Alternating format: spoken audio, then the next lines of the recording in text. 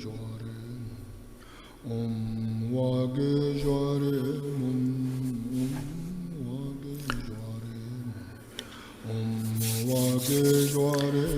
good morning to everyone, and good evening to those of you who are in Asia.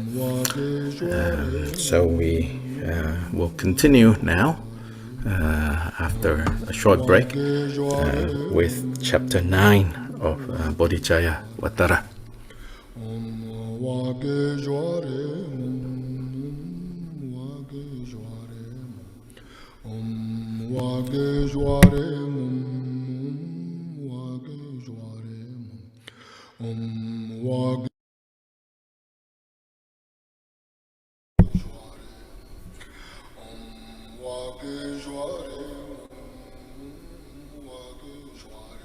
Dr. Lee? Dr. Lee, can you hear me? Let me see.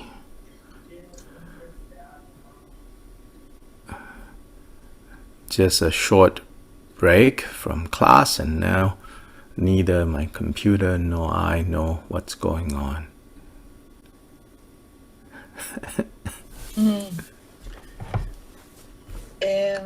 Hello, Dr. Lee, can you hear me? So we'll begin with the usual opening recitations. Dorjilopa? Dhala dhamma jebe dha no bar jebe ge darba dan tham je gembe bardu chopra jeba tham je ge zu jebe ma nang kha dang nyam pe san chen tham je de wa thang den du ngao dang du ner du la na me pa yang Tabra zobe janju rinpo je tombar jen Dala dangwa jebe dra nobar jebe ge Tarba dan tam je gembe pardu jobra jeba tam je ge zu jebe ma nangkada Nampe sen jen tam je dewa tan ten du ngao dan de ner du lana me pa yang Tabra zobe janju rinpo je Tompara jo dala dhamma jebe dra nobara jebe ge tarba dan tam je gembe bardu jobra jeba tam je ge se jebe manang kadang nyampe senjen tam je dewa dan ten du ngao dan de nerdu lana me pa yang dabra zobe chanchu rinpo je Tompara jo de je de sama ge ge bardu longa yesum ge wala go ma she bardu longa yesum ge wala go de tring ne sun de ne ma santa sam ge bardu longa yesum ge wala go sonje jodan soge jonam la chanju bardu dane kapsu che dage jinsu kebe sonang ke Dola penche sanje drubra shu sanje jodan soge jonam la chanchu bardu dane kapsu che dage jinsu kebe sonang ke Dola penche sanje drubra shu sanje jodan soge jonam la chanchu bardu dane kapsu che dage jinsu kebe sonang ke Dola penche sanje drubra shu manang kadang nyampe senchen tamche dewa dan dewe gyudan dembra gyurji dunya dang dunya ki gyudan dewa gyurji dunya mepe dewa dhamme dewa gyurji Nering chadang nidang dewe tangyang la nebra gyurji manang kadang nyampe senchen tamche dewa dan dewe gyudan dembra gyurji dunya dang dunya ki gyudan dewa gyurji dunya mepe dewa dhamme dewa gyurji nering chadang nidang dewe tangyang la nebra gyurji manang kadang nyampe senchen tamche dewa dang dewe gyudan dembra gyurji dunya dang dunya ki gyudan dewa gyurji Tunga me pe te wa dong me drawa gyu chi ne ring cha dang ni dang drawa tang nyang la ne pra gyu chi.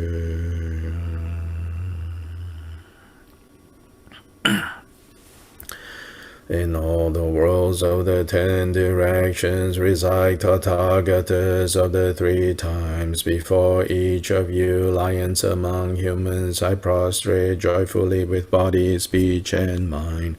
By the power of this aspiration to noble deeds, all conquerors appear vividly in my mind. With as many bodies as there are atoms in all lands, I prostrate to all you conquerors.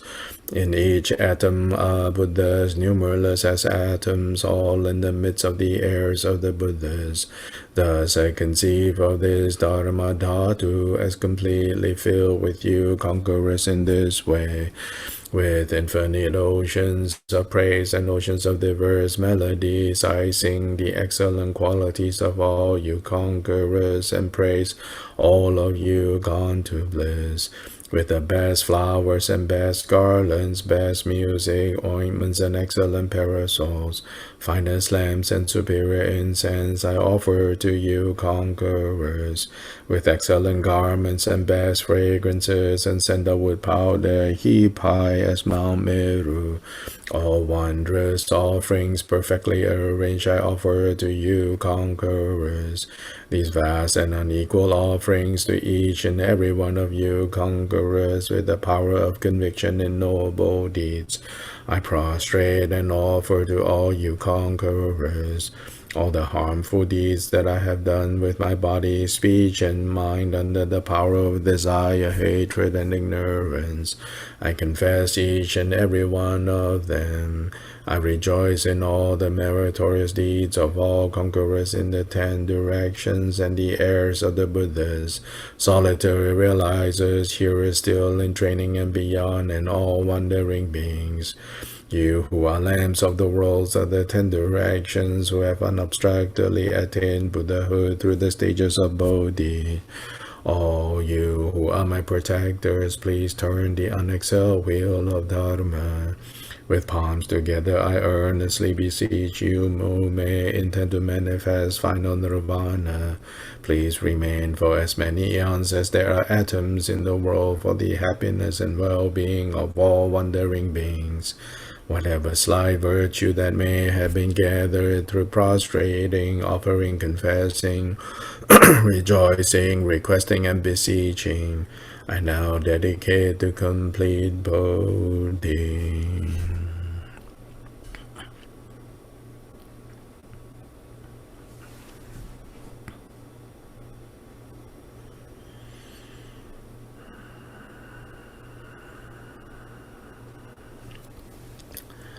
This ground sprinkled with scented waters and strewn with flowers, adorned with the supreme mountain, fog, continent, sun, and moon, I hold in mind as a Buddha land and offer it. May all wandering beings experience such a pure land.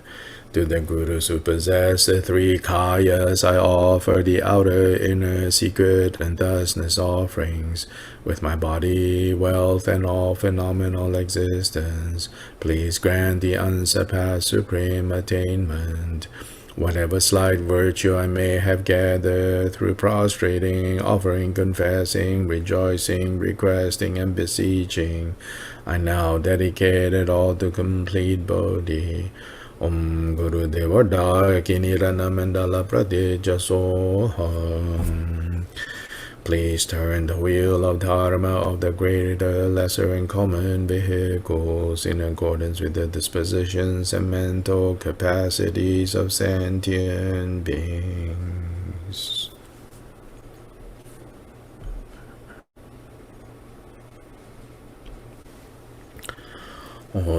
Durje Jang Van Tile Naroda Mamida Bobaru Jin Gongarin Sundin Zawela Mesham Sajula Mayidam Chogyong La Soba de Soda Jijin Jilo Gabrengi Domesam Lingan Rampeton Sungyong La Kya Tsumega Durje Chang Paji Dengum Bushala Dudu Tadu Sangi Gele Me Jinjilo Shitu Jijin Game Bezan Egan Sendro de Dobra Jin Jilo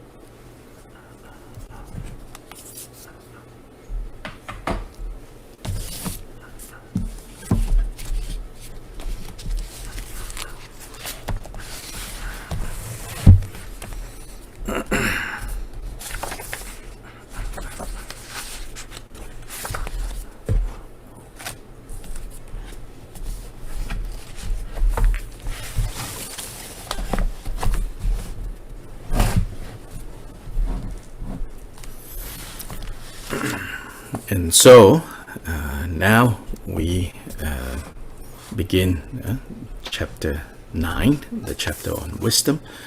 Last time we met, we just very briefly looked at the opening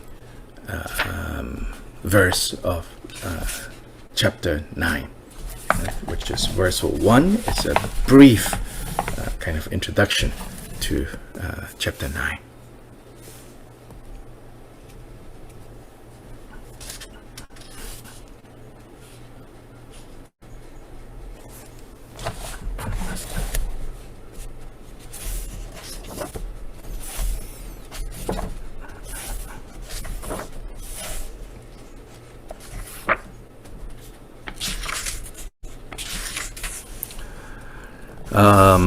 So I have mentioned before, I think, that among the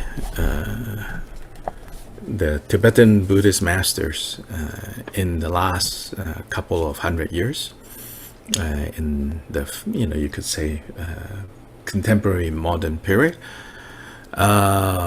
perhaps the one figure that has done the most to make this text not only a text studied in the confines of monastic education, but has also promoted this text to a general public, with this figure called Pedro Rinpoche. And Pedro Rinpoche, of course, many of you might recognize as the famous author of this preliminary practice book, text known as, translated into English as Words of My Perfect Teacher.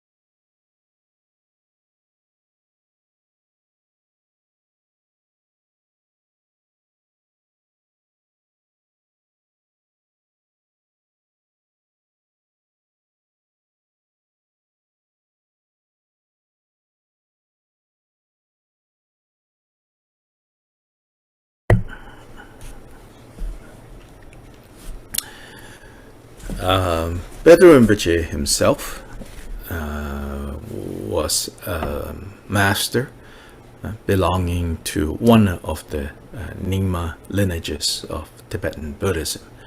However, his focus on Bodhicharyavatara was so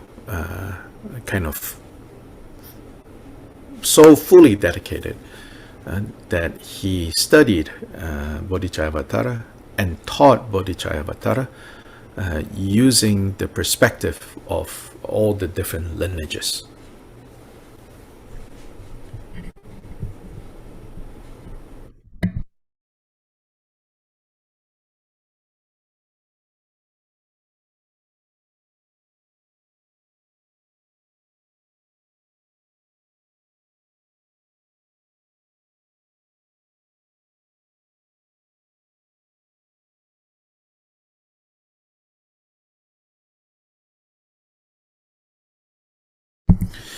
Now, if you have been following this class, you will maybe say, thus far, it doesn't seem like there would be any differences, whether it is taught from the Nyingma standpoint, or the Sakyapa standpoint, or the Gelugpa standpoint, or the Kagyupa standpoint. And if you are thinking that, then you are accurate that up until this point, you could say for the most part everything that we have covered, it would seem like no matter which lineage you are kind of understanding this text from the perspective of whichever lineage, it should be basically the same. But chapter 9 is where it starts to differ. And it's because chapter 9, this chapter on wisdom, is where the different lineages have developed different understanding of the finer points that are presented in this chapter 9.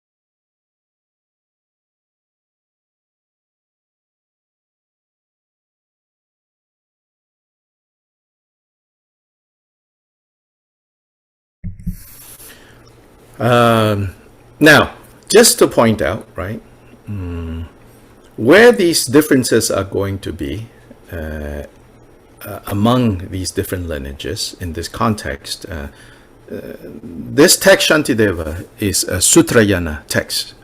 More specifically than the philosophical understanding of the teachings on wisdom is where there is going to be differences among these different lineages. In fact, not only that, even within each of the lineages, individuals have slightly different ways of fine-tuning their understanding of these points on wisdom. So, in fact, if you really look into it, it's even very hard to say, oh, Gelugpas say blah, blah, blah about, this aspect of wisdom. Oh, Nyingmapas say this, or that about this aspect of wisdom. In fact, that is even too general a statement, because even within each of these lineages, there can be a diverse opinion into some of these finer points that are presented in chapter 9.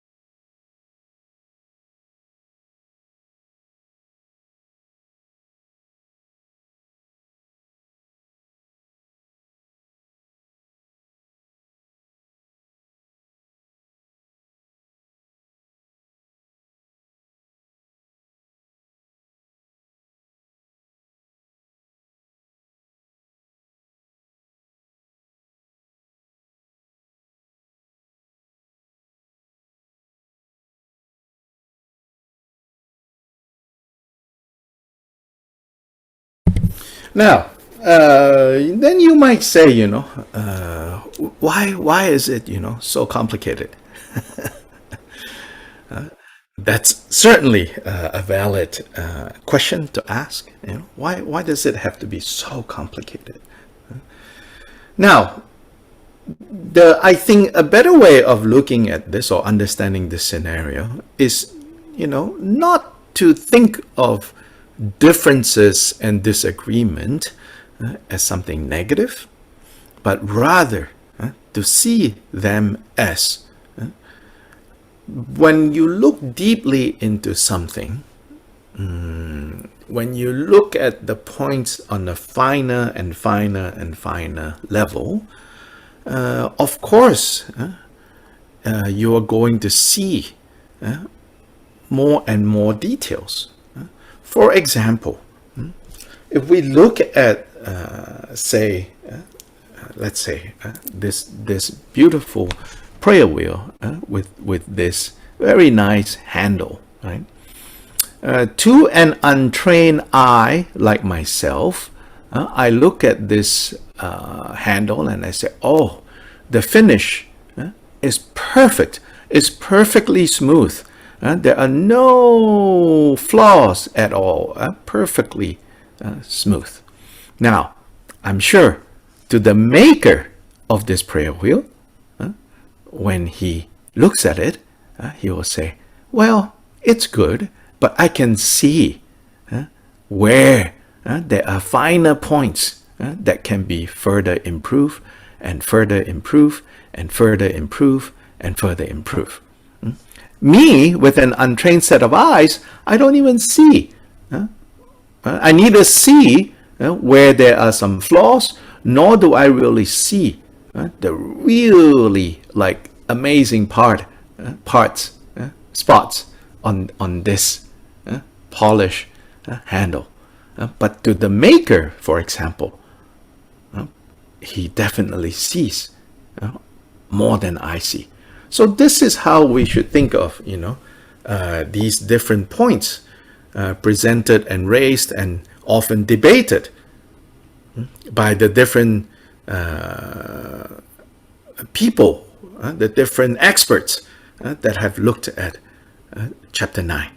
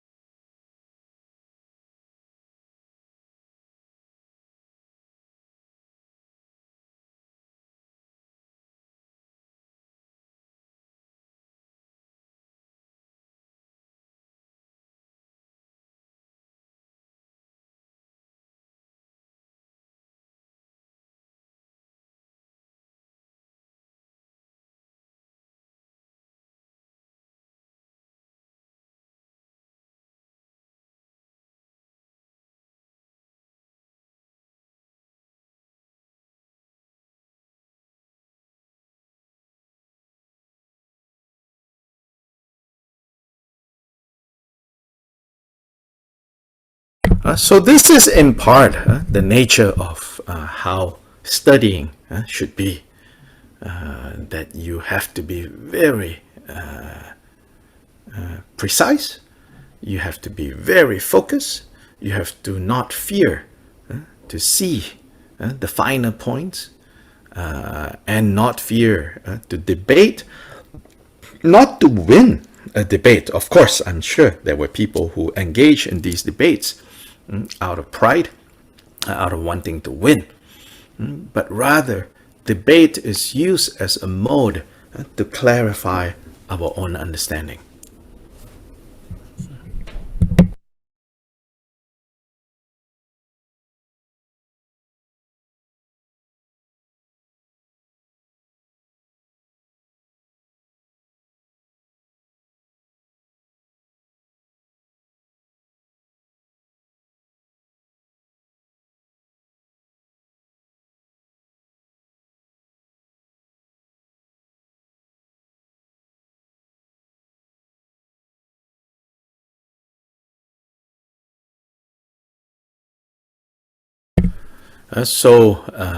There is this view expressed in the Tibetan scholastic tradition that says that when Buddhism was strong and prominent in India, what happened with Hinduism too was that Hinduism similarly was strong and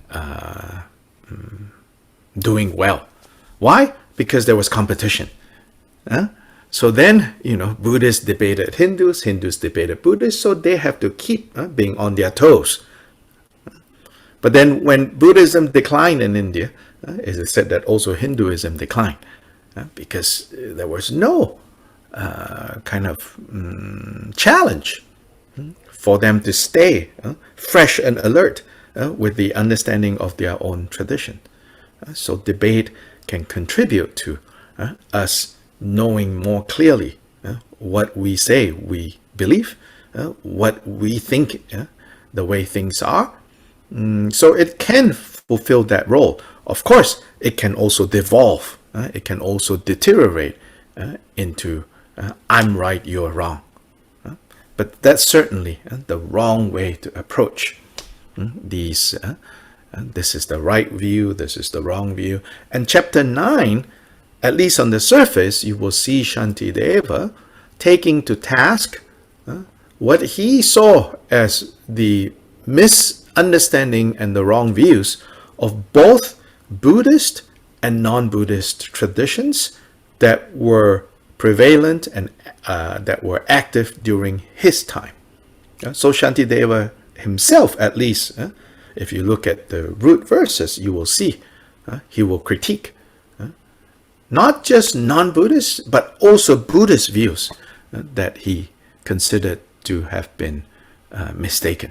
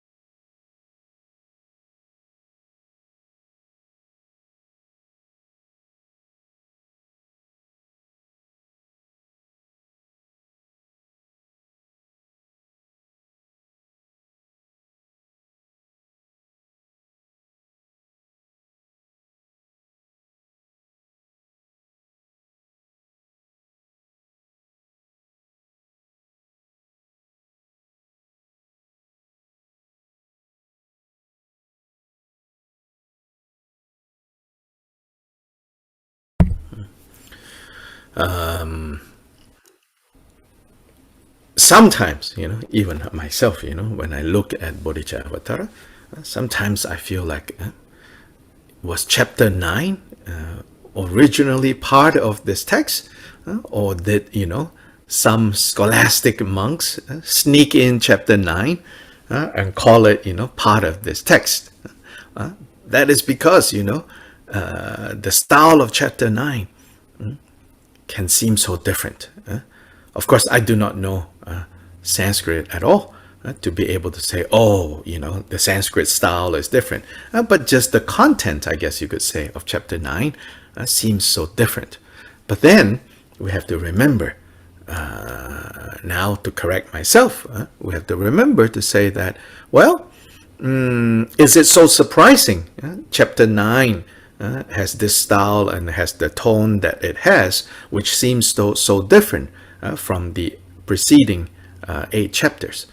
Actually, it should not be so surprising.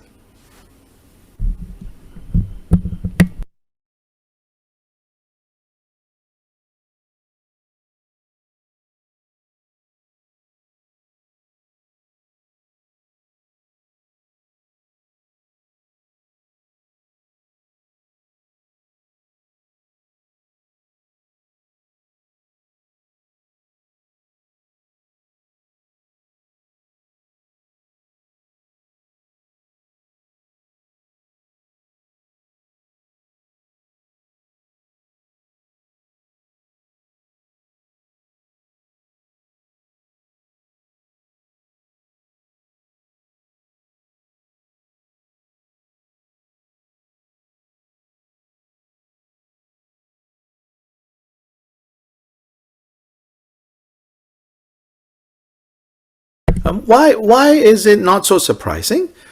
Because we have to remember, originally, who did Shantideva teach this text to? It was to his fellow scholars, fellow monks, enrolled at the greatest university of their time, the Nalanda Buddhist University. So in fact, he was addressing not common, uneducated people, but rather he was addressing his fellow scholars who, if you remember, they thought he was just lazy. He was called the guy who only slept, ate, and went to toilet. That's all he did. So they were trying to embarrass him by asking him to teach something. So he was teaching them. So it is not at all that surprising that chapter 9 has the style that it has.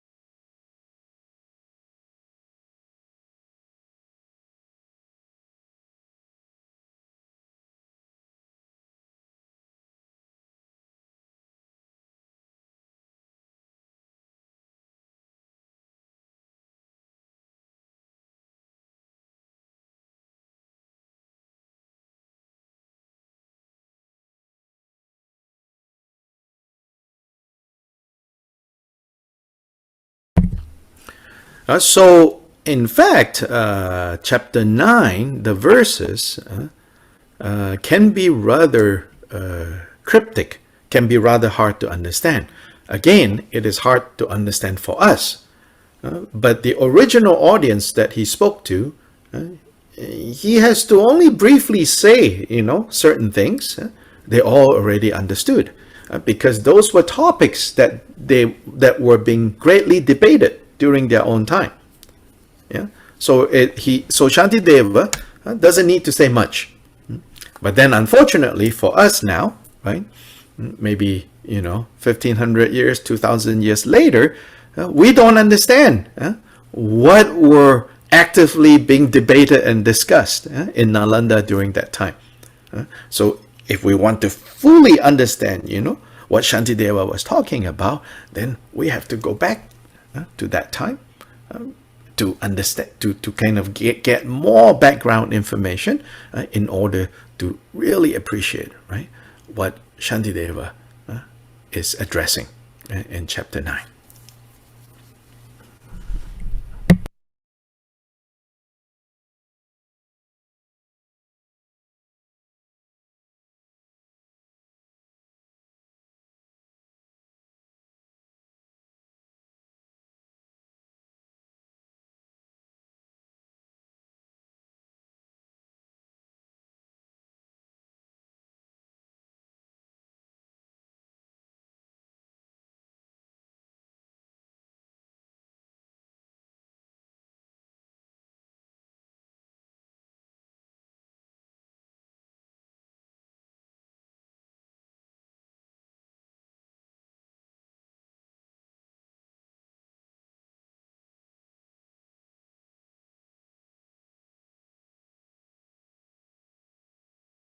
Nalanda during that time was a place of gathering for not just Buddhists. In fact, non-Buddhists were also gathered in Nalanda because it's the greatest seat of learning in the known world for South Asia at that time. So when Shantideva talks about non-Buddhist positions, it's not in the abstract. Perhaps even in the audience, there were those who hold those views.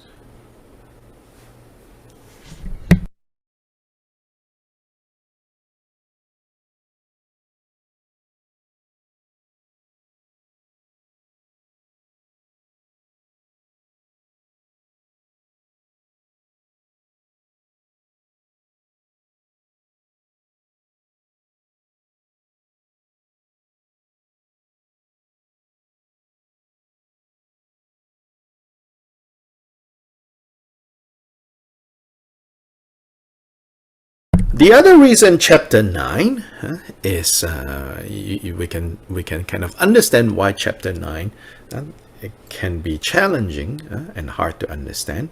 Well, it is after all the chapter on wisdom.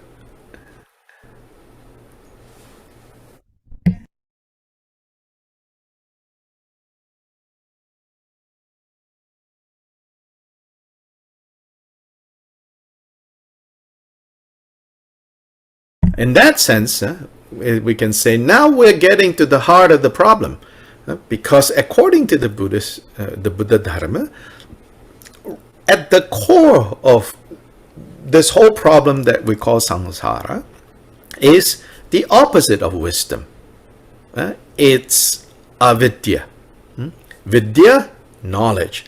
Avidya is the lack of knowledge, darkness of mind. We don't see clearly. We don't have wisdom. Because we don't have wisdom, because we lack this vidya, this knowledge. Knowledge about what? Knowledge about the reality of things, the reality of phenomena, the reality of who we are. So then, in that lack of knowledge, in that darkness, that very darkness is what we call samsara, confused existence.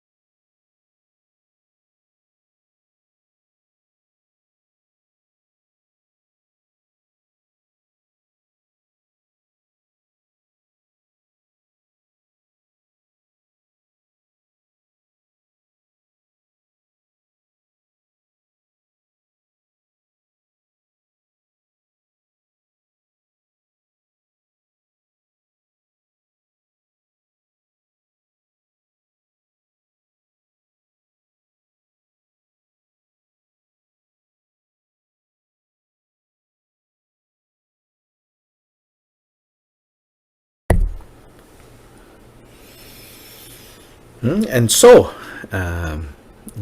not to scare anyone, we now enter chapter 9 with a little bit of, kind of like forewarning that it's not going to be easy.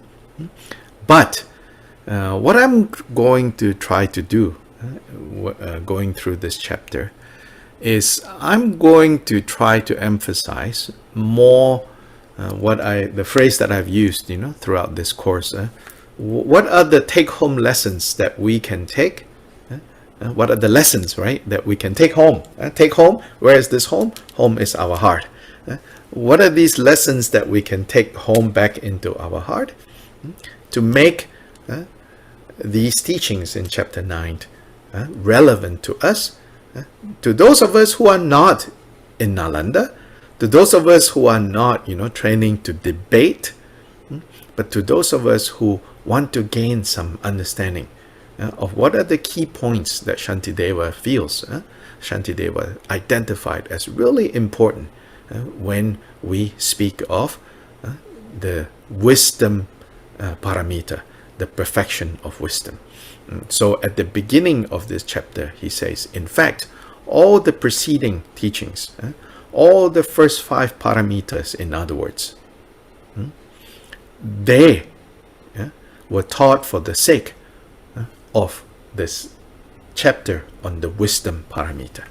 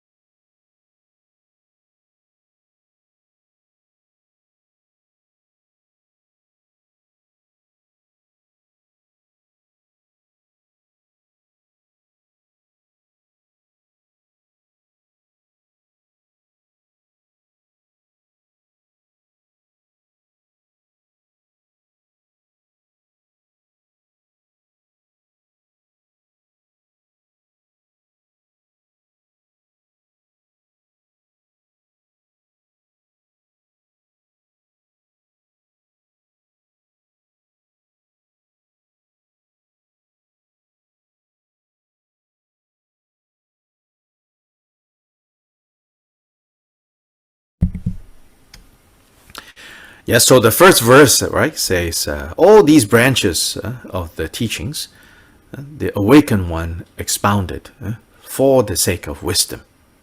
And so, those who wish an end to suffering have to cultivate this wisdom. So the cause of suffering, right, is the lack of wisdom, the lack of correct wisdom. Because the word wisdom, generally used, can talk about, like those who are wise in the world and how to deal with business. They are wise in business. They are wise in computer. They have wisdom. Wisdom, the Sanskrit prajna doesn't have this very kind of narrow meaning, just like, oh, wisdom. Like in English, I don't know, in other languages we say, oh, there's wisdom, and then there is like kind of smart. But the word prajna in Sanskrit can also refer to like ordinary wisdom. The wisdom that we need to understand here is the wisdom that dispels suffering, and that all the other practices, when we practice them, they have to be practiced together with this wisdom. Only in this way can we bring an end to suffering for ourselves and for others.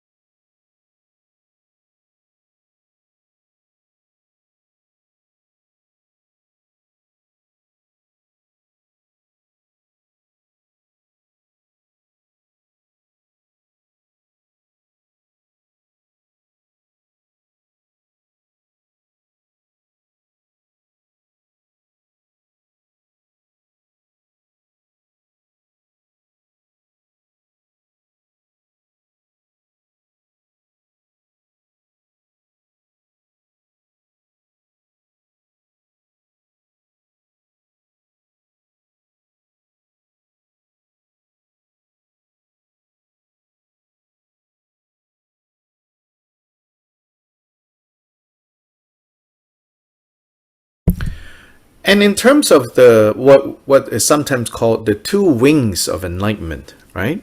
So then there is the wisdom wing and there is the compassion wing. And if we want to talk about, all that has preceded up to this point in this text, then everything that has been taught is mostly teaching about compassion side. The compassion side is also called the skillful means side. So in fact, compassion might be too limiting a translation for this other wing. Compassion is related to skillful means. Skillful means is talking about efficient methods, efficient ways to bring about the result. What is the result? The result is this perfection of wisdom. So in fact, wisdom and compassion at the end, they are again not two things. In fact, even to call them the two wings might kind of mislead. We might think that, this wing over here and this wing over here. But in fact, wisdom and compassion or skillful means, wisdom and compassion or wisdom and skillful means, they have to go hand in hand. Now, of course, when you have a book has to start with chapter 1 and proceed to chapter 9. Now, then it might give the impression, like you proceed along, you finish chapter 1, then chapter 2, then chapter 3, and then suddenly you come to 9 and you go, wisdom is here. No, actually, all along, right, from chapter 1 to chapter 8, even though what's being foregrounded in there, in those 8 chapters, are more about wisdom and skillful means or efficient means, they are not truly compassion or skillful means if they were not informed by wisdom. Likewise, in chapter 9, it is not the kind of wisdom that can dispel suffering if its essence is not compassion. So compassion and wisdom is always inseparable.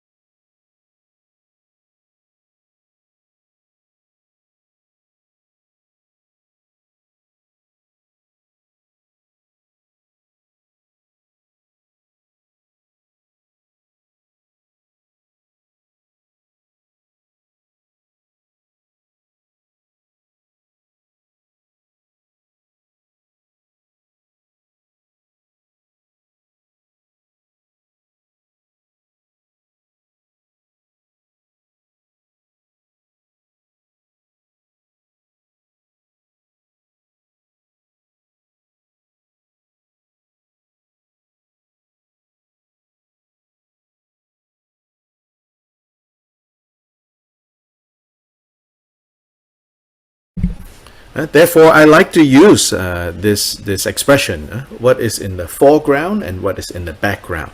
So like when you look at a painting, when you look at a painting, what you see in the painting is what is in the foreground, and then what gives the painting depth is what's in the background.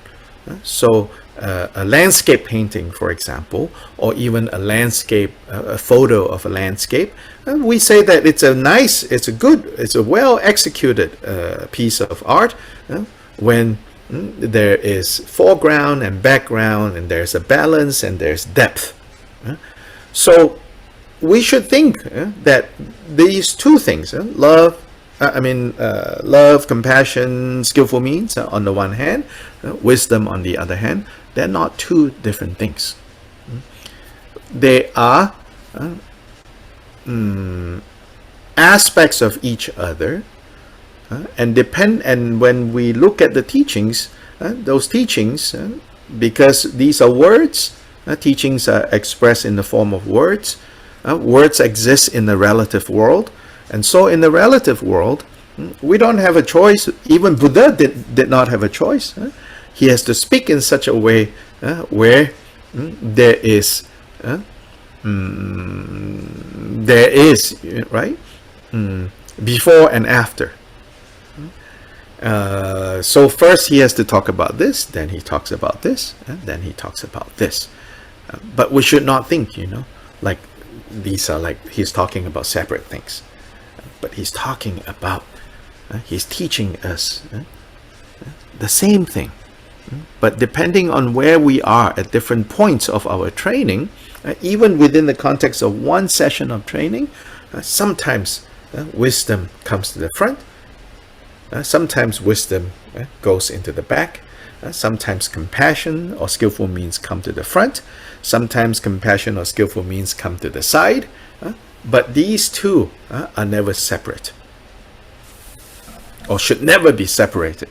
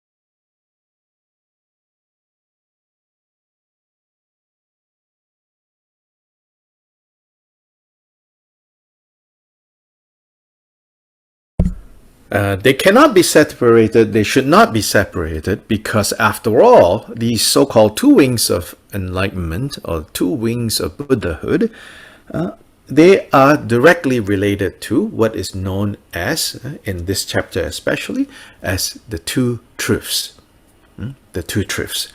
This way of looking at things from the perspective of the two truths, they kind of are the guiding division or the guiding principle for chapter 9. Throughout chapter 9, we always have to remember that there are these two truths.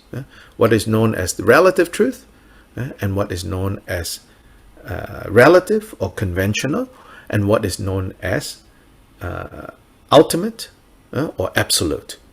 These are the two truths. Dr. Lai? Yes. The guiding, what? Principle. Okay. Division.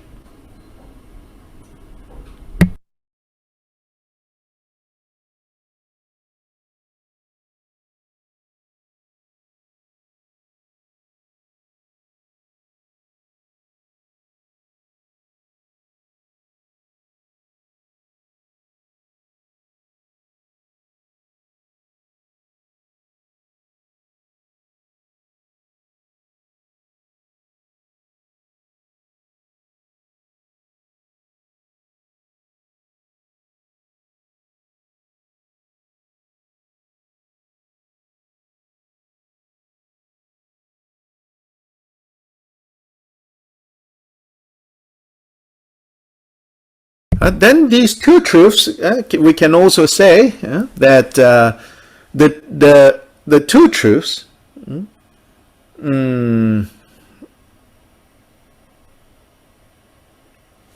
they are the same from the perspective of the ultimate, but they are different from the perspective of the relative.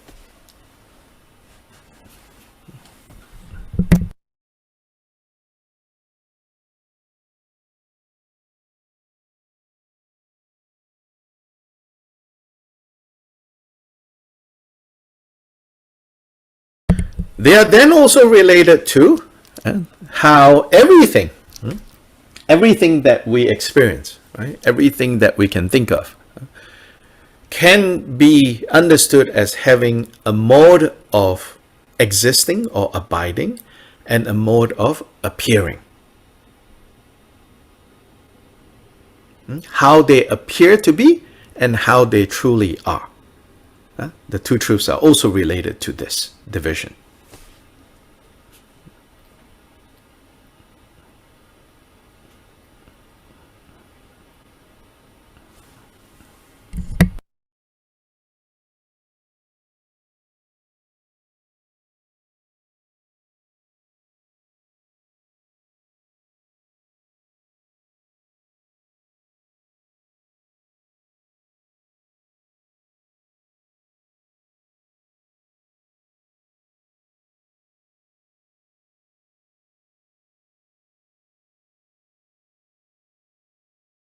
And the fundamental problem that we have, the fundamental ignorance that we have, is not knowing that how things appear to be is not how they truly are.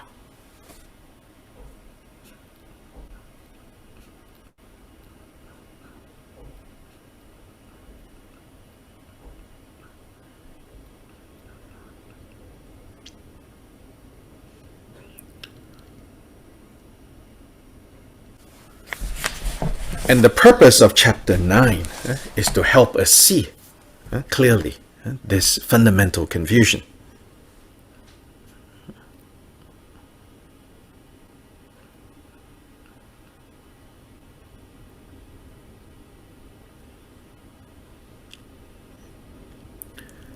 And chapter 9 in chapter 9, Shantideva will help us see this by way of engaging the systematic philosophical positions of all the various Buddhist and non-Buddhist traditions, using those, right, as his reference point.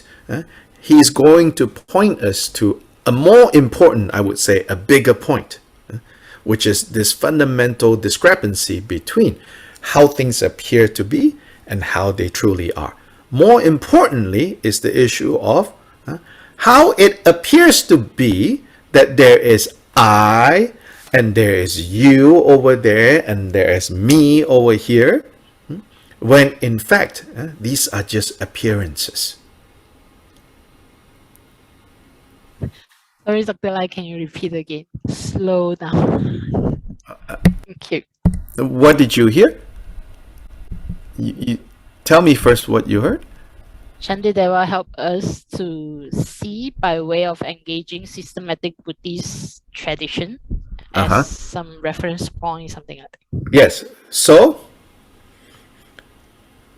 because of his audience, because of Shantideva's audience, so he uses the reference points that are familiar to his audience, whether Buddhist, whether non-Buddhist, right? And among Buddhists, there are also various different points. Among non-Buddhists, there are also various different points. So he's engaging all these different reference points and debating them. He's doing this not so much, right? He has to win or to fight with all these different positions. But he's using all these different positions, I would say, to point to a more important point. that important point is what we habitually think. We habitually think that whatever we experience, whatever we see, and however we experience them, and however we see them, is truly how they are. But that is not the case. Especially as it pertains to, we habitually think the way I experience I, and therefore the way I experience other, is absolutely real. I am real, they are real. This is the main problem that Shantideva and ultimately the Buddha is pointing to.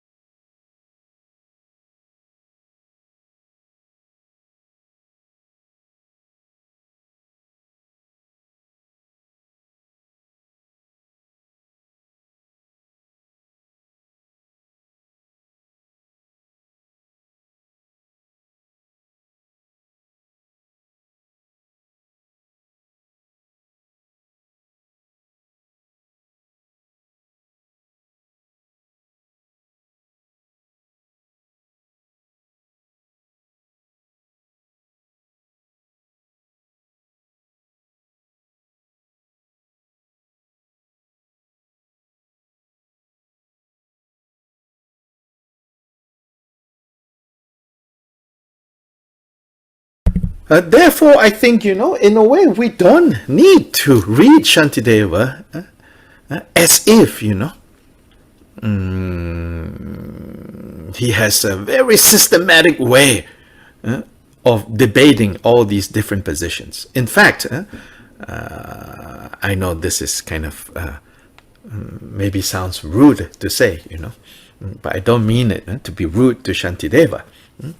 But in fact, as I have having taught university for 10 years, I would say if a student were to write an essay about wisdom in this way, I will probably give him a C, because he's here, there, and everywhere, without developing his thesis.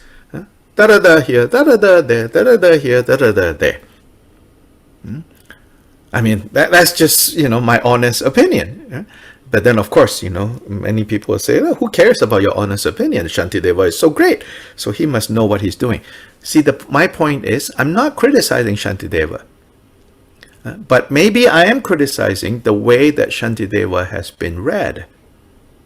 People want to read him, in this chapter especially, so carefully, until I think a certain rigidity is created. Remember, he's not writing a philosophical essay. That's the first point.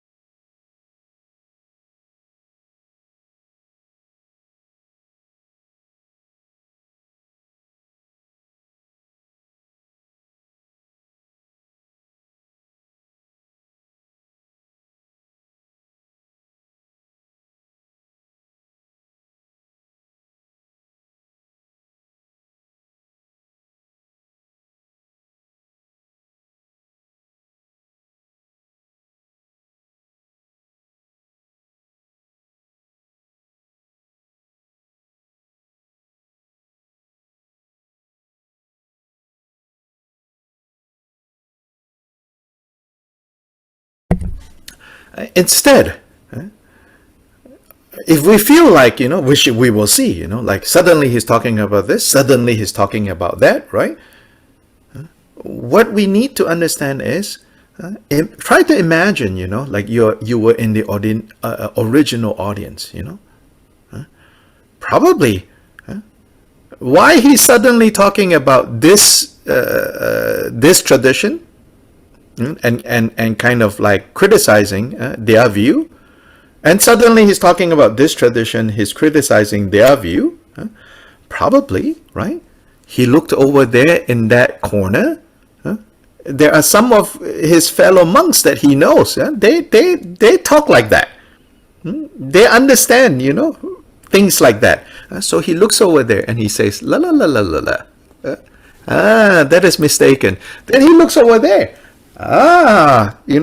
It's mistaken in that way. It's mistaken in that way. It's mistaken in that way. So he's not writing a systematic presentation. Neither should we try to read in that way. Rather, each time he points out something, try to see, what is the bigger point he's pointing us to. As we say in English, don't lose the forest because of the trees. You only see the trees. You cannot see the whole forest. Shantideva is pointing to the forest by, yes, specific instances of clusters, groups of trees that he's pointing us to look at. But the reason why he wants us to look at this cluster, this grouping of trees, that grouping of bushes, this grouping of trees over here, is so that we can have a bigger view of what is this forest.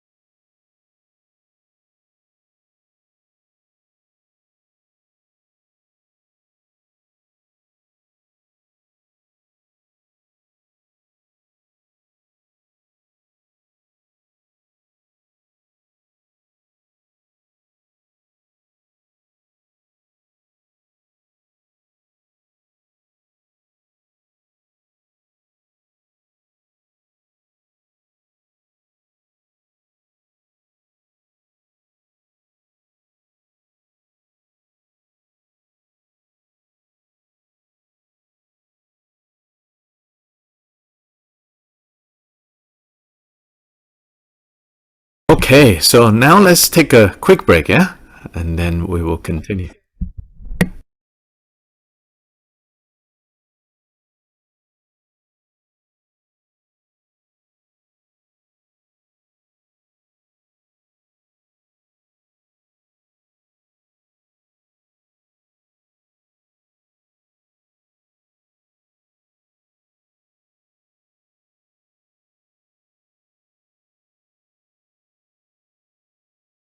Wage joare mum, wage joare mum.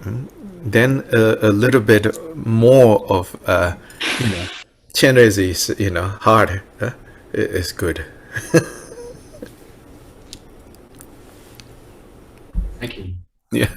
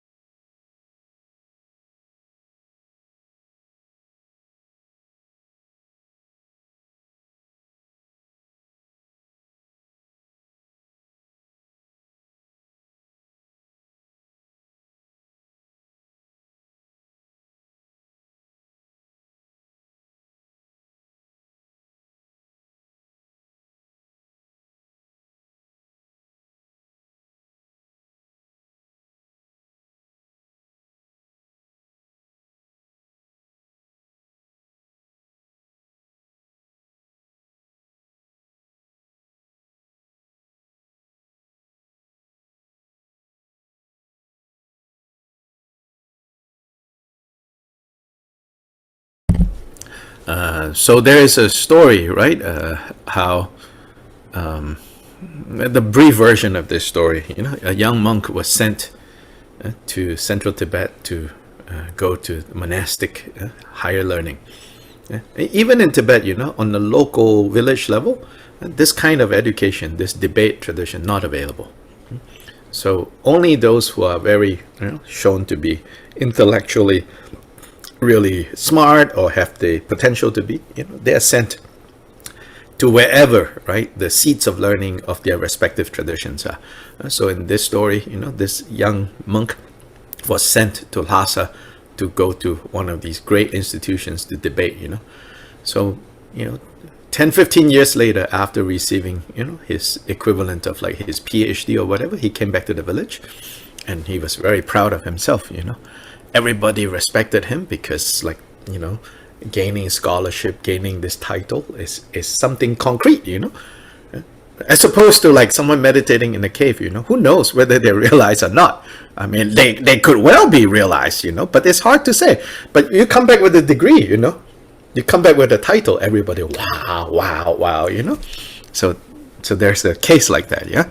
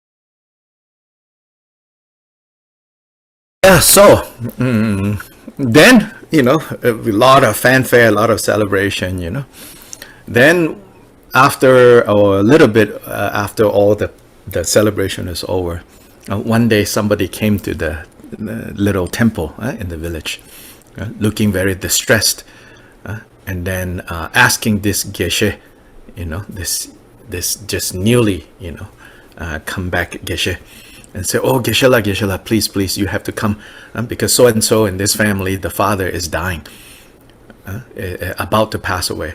So then this Geshe-la, he's like, "Oh." Then there was an old monk in the temple. He said, "Hey, can you come with me? There's this situation." So they get there, but when they got there, the person already passed away.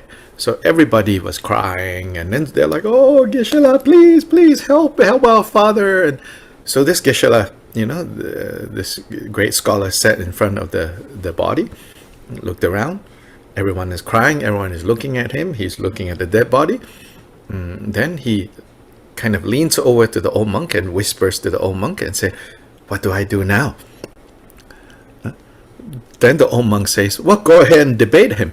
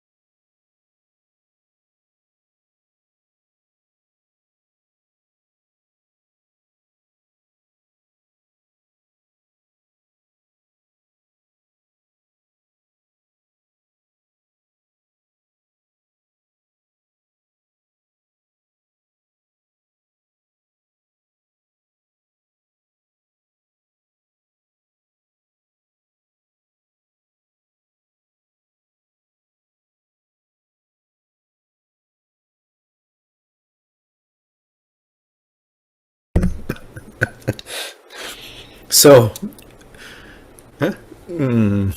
I think in the West, Westerners, especially many Westerners who come to Buddhism, are already intellectually, very, very sophisticated. A lot of ideas already swimming around in the head. Maybe not, like in a systematic debate way that Tibetan monks are trained in and way back Nalanda monks are trained in. But many who turn up at Dharma centers are already, have very fancy intellectual traditions, So I don't know, if you ask me personally, do people have to go and then study this other intellectual tradition? I'm not so sure. Of course, if you have the interest, by all means, But anyway, I'm going to try to go through chapter 9 in a way that is more focused on what is this forest that we need to see. What is this forest that we need to understand? In part because, as I've already confessed to you, I am no expert when it comes to these trees here. And also trees out there, I'm also not an expert, but these metaphorical trees, the position of this particular tradition, why it's mistaken, the position of that particular tradition, why it's mistaken. I am no expert in that, and probably will do a terrible job getting into the finer details of what Shantideva is debating, much less, what are the different positions of the different lineages regarding, these different positions. I don't have the capacity to do that.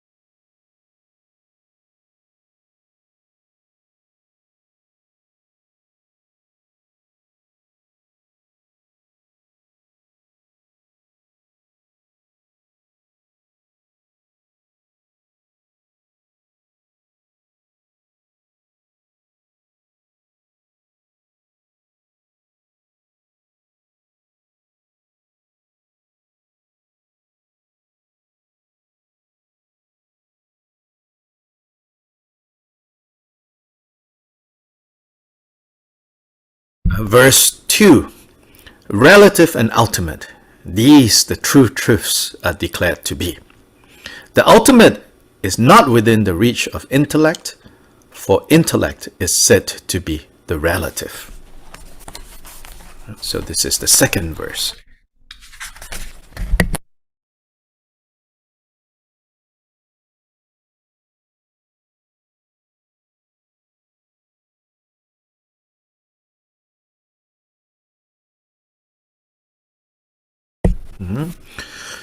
So here, first thing to mention is, well, first of all, so when we speak of the two truths, what are they? Well, they are called relative and they're called ultimate. Okay? Then insofar as what our intellect, right, what our current way of thinking, which is based on subject and object, what it can reach is the relative, kind of the relative aspect of phenomena. This intellect cannot reach, cannot touch the ultimate aspect of reality.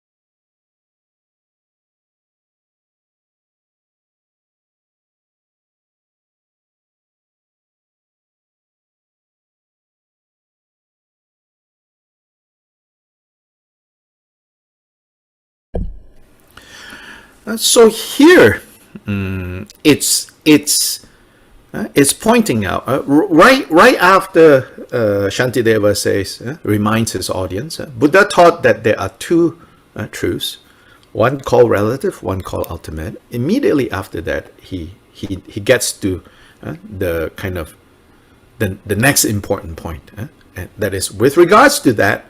So you have two domains, right, or two possible ways of understanding. What is this? This, as in this, all of this, right? What is this? Well, there's the ultimate, there's the relative.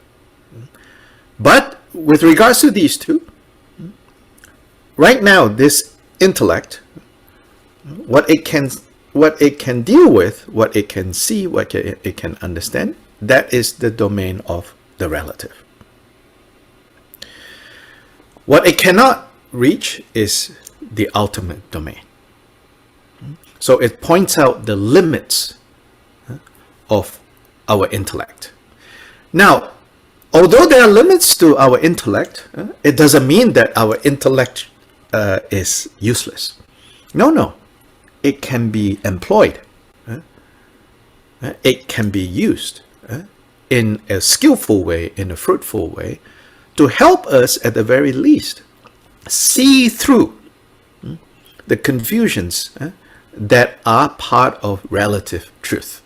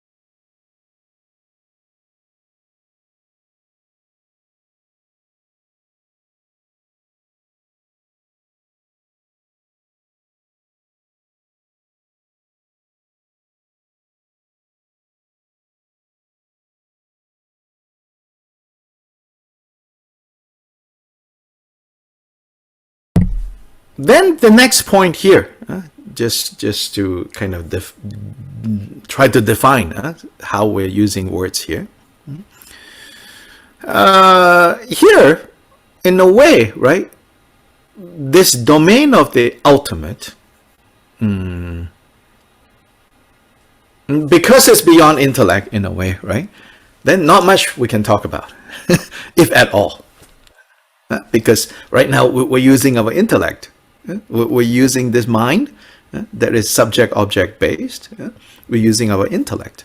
So when we're talking about, and since the ultimate is beyond this, in a way, there's not much we can talk about.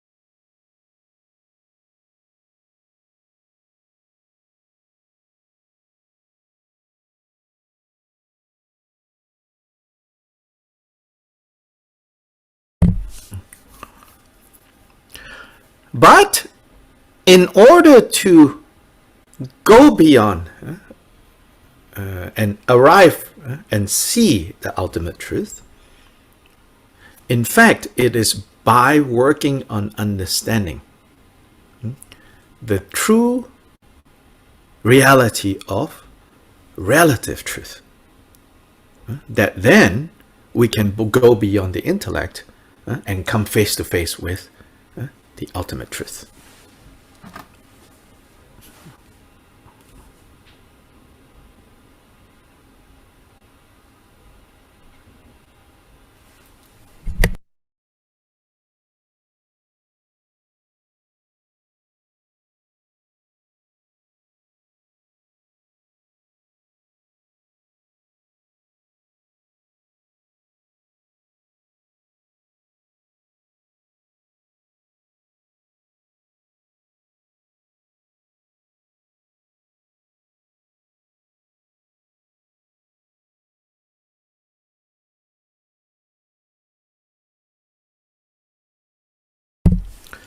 Yeah, so in many other places in the sutras, Buddha said that, although the ultimate truth cannot be realized by this little mind, right? It's sort of like saying, how can a little cup, put within itself, the great ocean? Not possible. However, there's the only way we can realize ultimate truth is by way of working with relative truth. So here, if you remember, when we relate all the materials covered in the first 8 chapters, it says that all of that is taught for the sake of the subject matter of chapter 9. So what this also means then is, without the material covered in the first 8 chapters, we cannot really achieve, we cannot really realize the subject matter taught in chapter 9.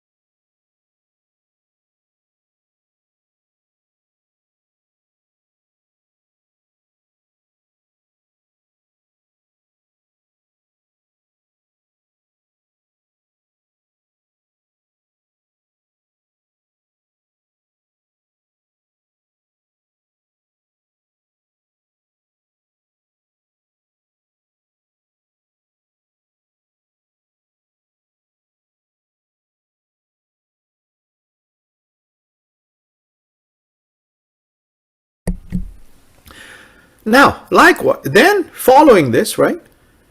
How is it that by working with relative truth, that we can come face to face with or realize the ultimate truth?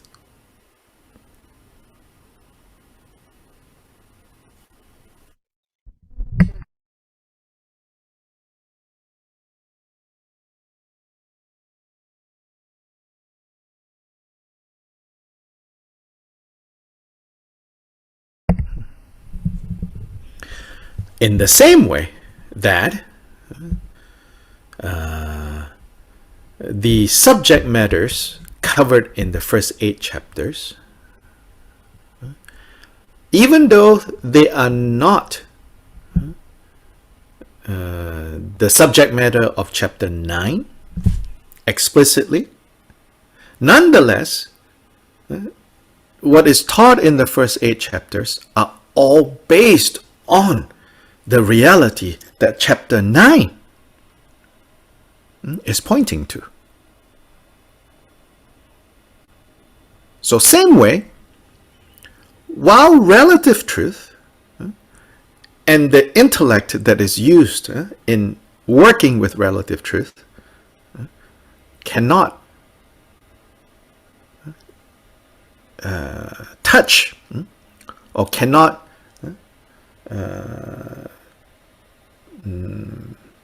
show ultimate truth, nonetheless, they can lead to ultimate truth if we know how to skillfully work with relative truth and the intellect.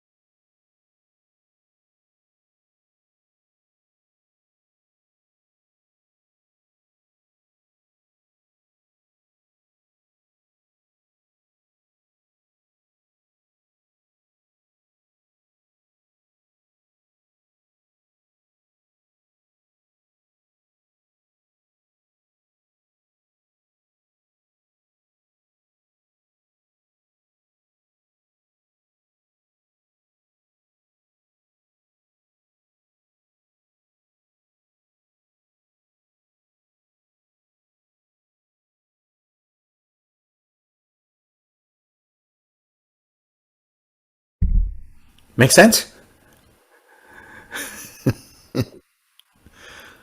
Yeah, I'm trying to link, relative truth, ultimate truth on the one hand, yeah, and the practical side of what we've been looking at, the first 8 chapters and chapter 9. I think their relationship is exactly the same.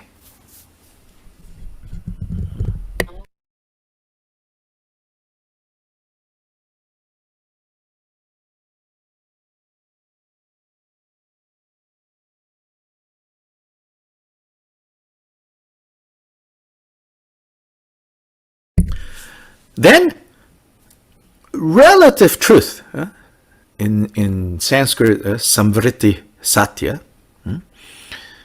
as it turns out,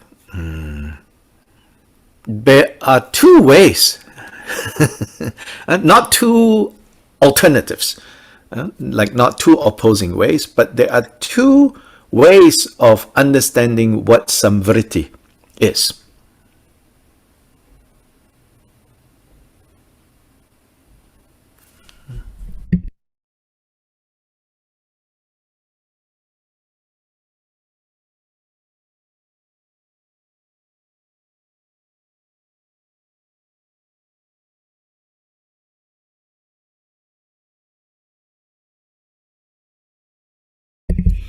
As in that Sanskrit word, can be explained or unpacked in 2 slightly different ways, and both ways have been used to explain or to explain what is the flavor, so to say. What are the characteristics of relative truth. One way of explaining samvritti, kind of unpacking samvritti, translates to kunzop ki dempa. Kunzop, kun is all, zop is to cover. So one aspect of relative truth is it conceals, it covers up its true nature. So one aspect of relative truths is that relative truths are relative because they don't actually show their truth. They are hiding, they are covering, they are covered. Kunsup ki dempa in Tibetan.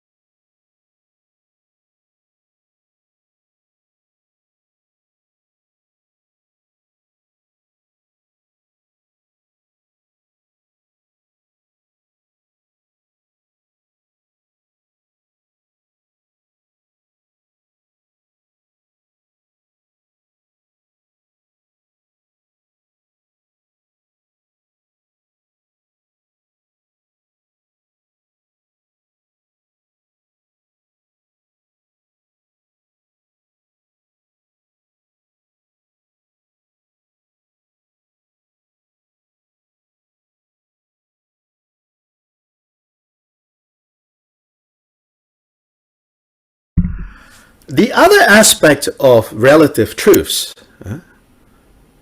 or relative truth, whether plural or singular, you can say it's plural because by nature relative phenomena is multiplicity, truths. The other aspect of relative truth, of samvritti satya, is samvritti can also be translated as conventionally assigned, conventionally designated, conventionally agreed upon. So in Tibetan, Tanya ki dempa means that it's the reality that we all more or less agree that, oh yeah, that's how things are. So it's conventionally designated. It's conventionally agreed upon. Yes, this is how things are. So this is the other kind of characteristic of what is a relative truth.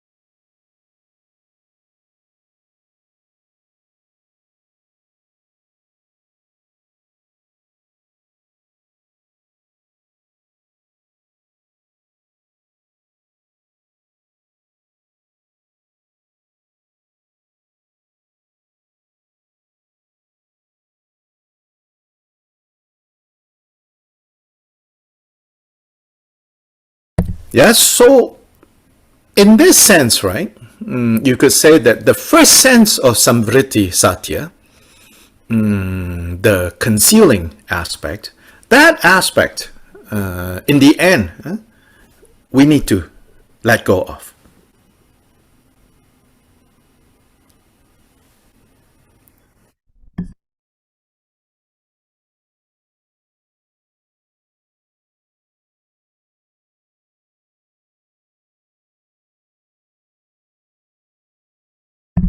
The second aspect of samvritti satya, the conventionally agreed upon, the conventionally designated, that you can say we don't need to get rid of.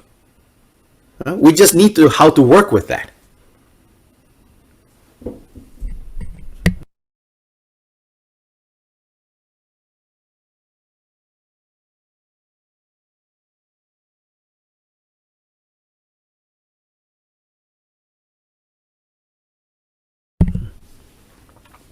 Does that make sense?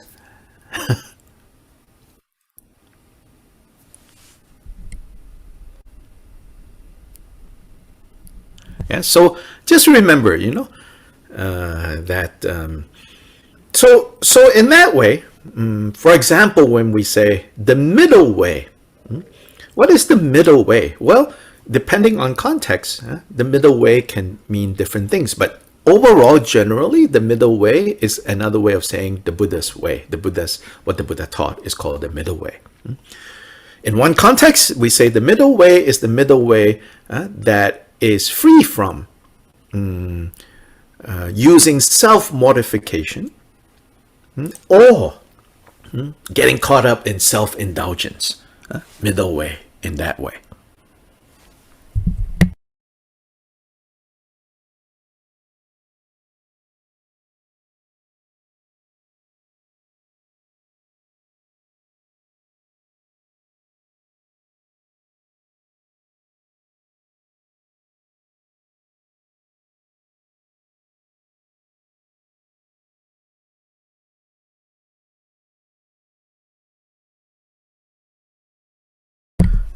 In another context, middle way is talking about the way that is free from these two faults of nihilism, meaning nothing matters,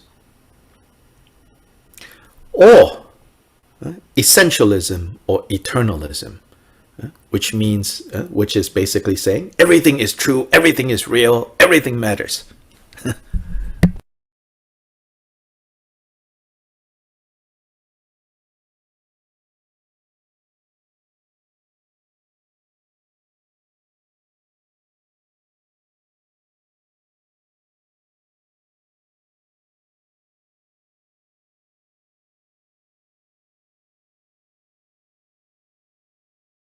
This middle way then, this particular middle way, is the middle way where both the ultimate and the relative truths are realized as two sides of the same coin.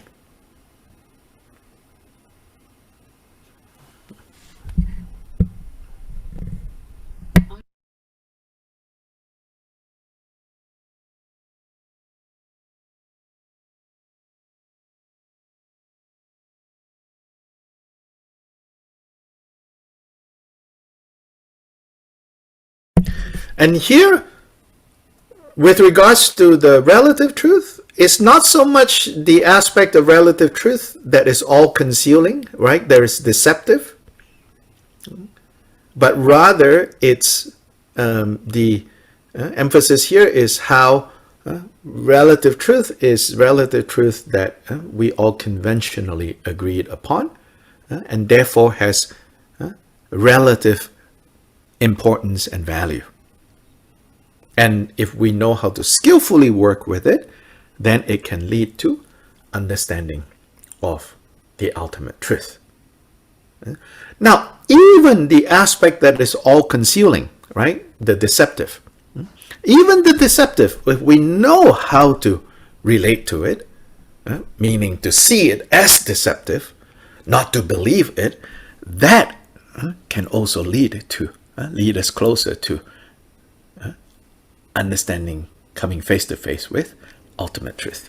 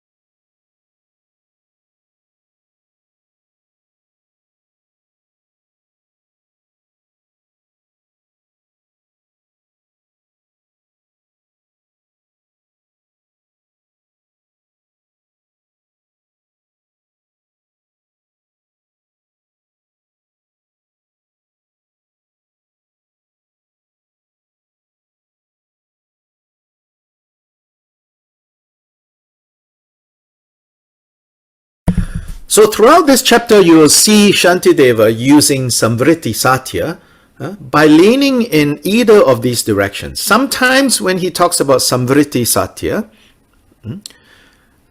he is emphasizing the deceptive aspect of it and how we have to not be deceived by this deceptive aspect of our experiences. Sometimes when he talks about Samvriti Satya, he's talking about the conventionally agreed upon aspect of Samvriti Satya, and he will say, and therefore, given that it's conventionally agreed upon, that it has that level of usefulness, we should pay attention to that and work with that. So you will see, like throughout this chapter, even though the Sanskrit word use is the same, Samvriti Satya, the Samvriti truth,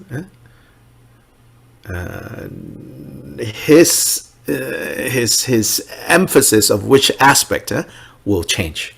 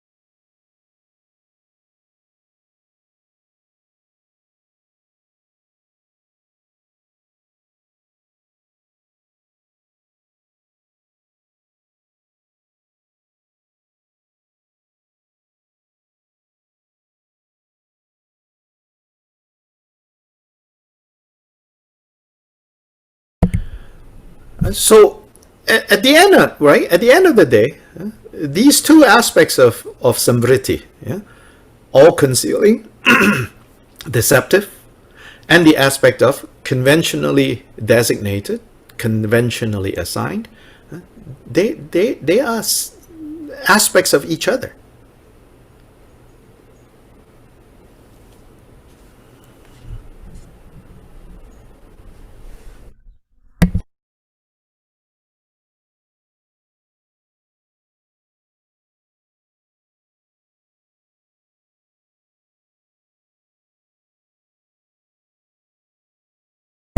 When we understand the one, we should be able to see the other.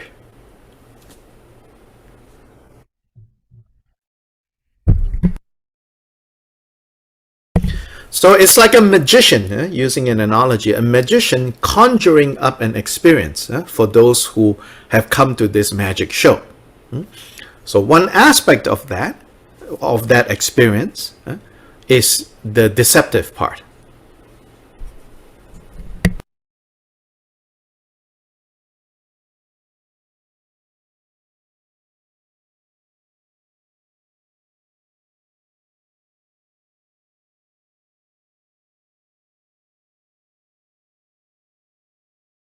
But within this experience that is magical and deceptive, right? It still operates on certain commonly agreed upon points of reference, and these are commonly agreed upon.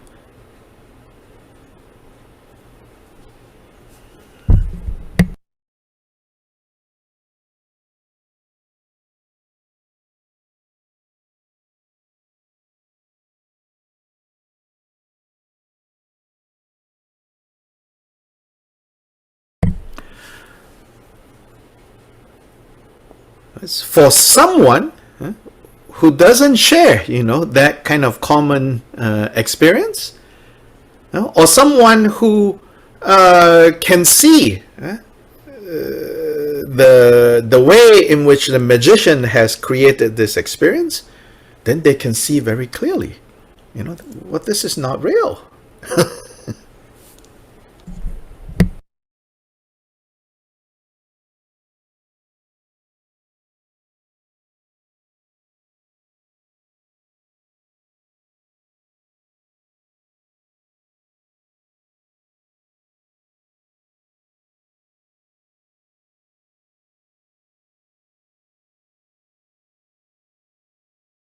The next few verses makes this difference.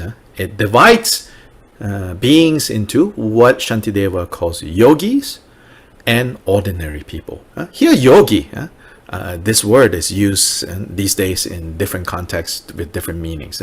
Here, yogi is talking about those who are on the path, those who are practicing the Dharma, those who are meditating on the Dharma, those who are cultivating the Dharma, they are called yogis.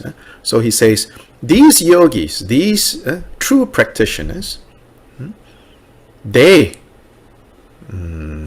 see things differently, different from common ordinary people who are still, who are not only under the power of the deceptive part of relative truth, they don't even know that they are under that power.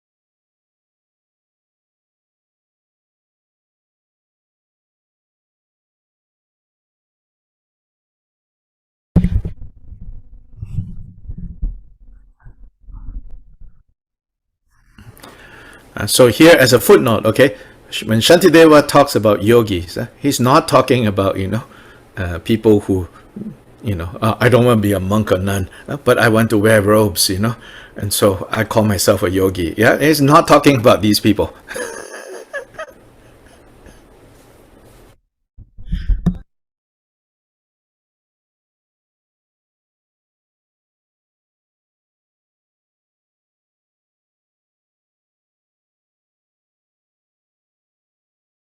Not that kind of yogis, okay?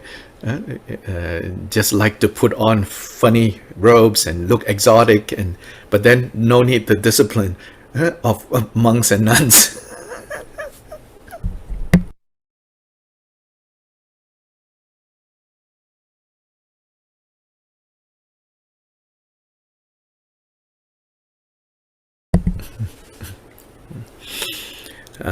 Here, yogis is talking about those who are on the path, genuinely on the path, cultivating the path.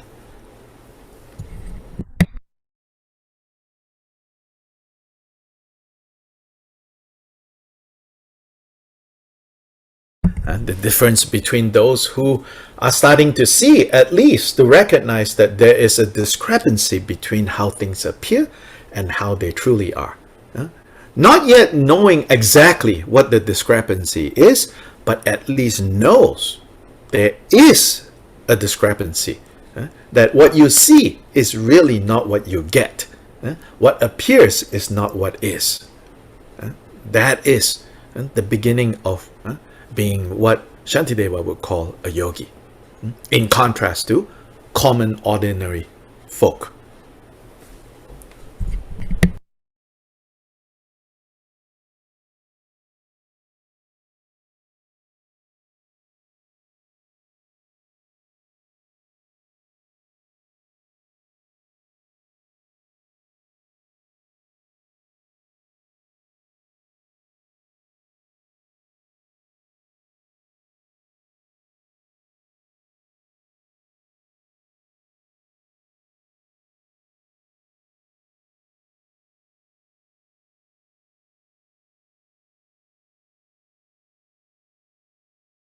Yeah, so today we will stop here.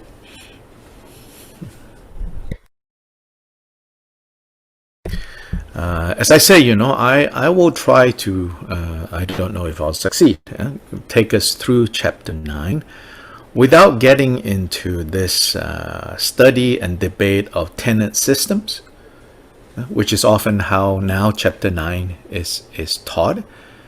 But hopefully we can go through chapter 9 more as, how to train our minds, what to look out for in terms of the deceptive nature of experiences.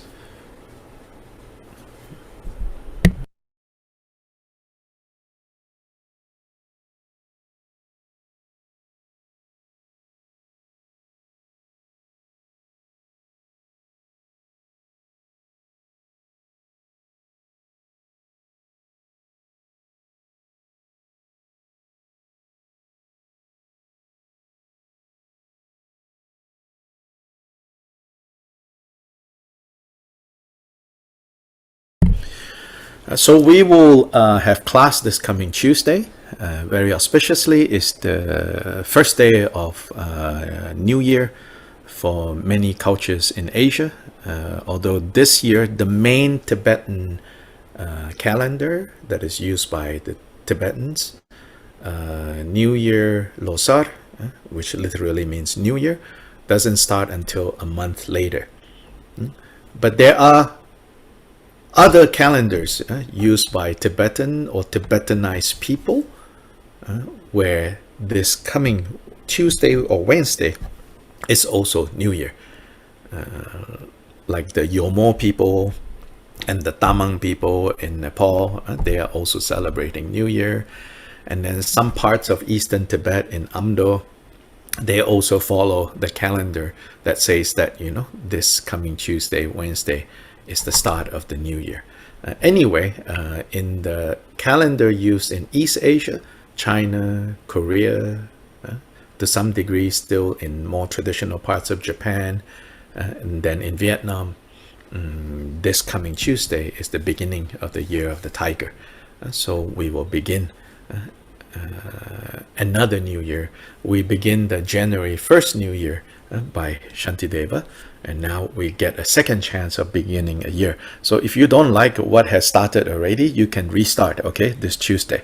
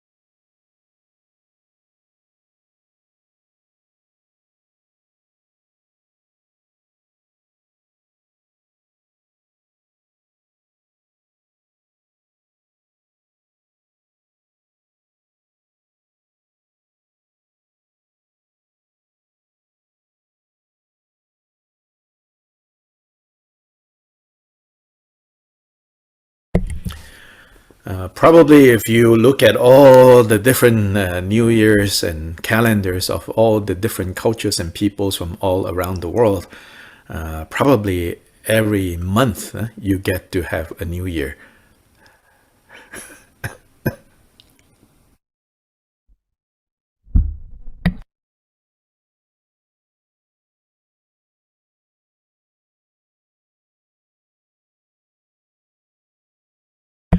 So in other words, it's always possible to start anew if you want to.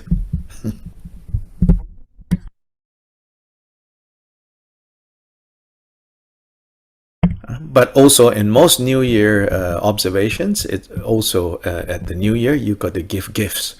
So if you want a new start, you have to give gifts. So go look for people to give gifts to if you really want to start again.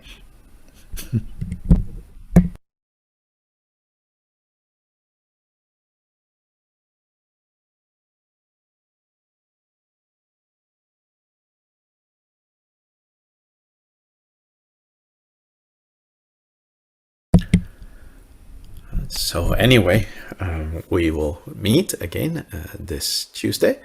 And so now we end with the dedication. Changchu sem chorenpoche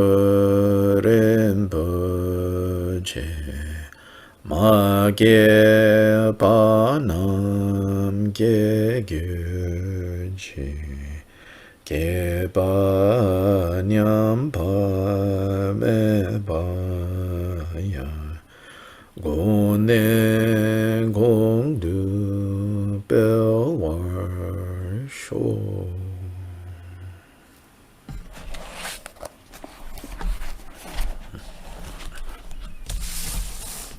Okay, ta-ta, everybody. Thank you. Gracias. Gracias. Dr. Lee. Gracias, Thank you, Dr. Lee. Gracias. Gracias, Claudia. Thank you, Dr. Lai. Mira, ahí está Laura. I know, didn't you see it? Sí, I saw her. Gracias a todos.